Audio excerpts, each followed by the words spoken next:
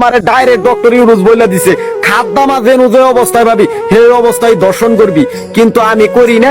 খাদ্দামাগো মুখের দিকে তাকাইয়া কেলিয়া কফিলের রেজেকে হাত যাব।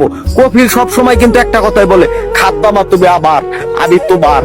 আর খাদ্দামা বলে কি, কফিল তোমার নিকে আমি জীবনের সব ছাড়ছি, স্বামী ছাড়ছি, সন্তান ছাড়ছি, নিজের দেশ ছাড়ছি, কফিল তুমি আবার আমি তোমার।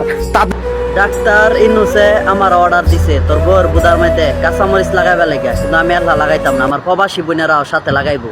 তো প্রবাসী বোনেরা কেডা কেডা তার বউর বুদার মধ্যে কাঁচামরিচ লাগাইবা একটা কমেন্ট কইরা যাইবা। এই বান্দির ফুলা কত খারাপ, সবসময় প্রবাসী বোনে করে গালাগালি করে।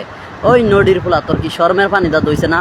তোর মার ফুটকি দা হইছে তুই সবসময় প্রবাসী বোনে করে গালাগালি করস। খাদ্দা মারা কি মানুষ না? নদীর ফুলা মালয়েশিয়ার প্রবাসী ভাই করে গালাগালি করস, তোর কি শরম লজ্জা নাই? অহনো ভালো হয়ে যা। আমি গাজীপুরে কিং যদি আবার টিকটকে নামি উটকি মাইরা মাইরালাম তোরে, অহনো ভালো কইলাম। তো প্রবাসী বোনেরা তোমরাই কমেন্টে কয়ে যাও, আর ভিডিওটা শেয়ার করে দিবা, আর মা বাপ যেন দেখতে পারে কিরম মার সন্তান সে। এর কি মা বাপ নাই? আর টাঙ্গাইলের ভাইবাদাররা এগুলা ভিডিও কি তোমাদের চোখের সামনে পড়ে না? অনেকেই তো দেখছি সেলিব্রিটি আছো টাঙ্গাইলের, তো এটা নিয়ে কিছু বলতে পারো না? এটা নিয়ে প্রতিবাদ করতে পারো না? এই শালার শালা সবসময় মানুষটা গালাগালি করে, এমনকি প্রবাসী বোনে করে গালাগালি করে। তো আই লাভ প্রবাসী, আই লাভ বিএনপি। নদীর পোলা ভালো হয়ে যা, সময় আছে।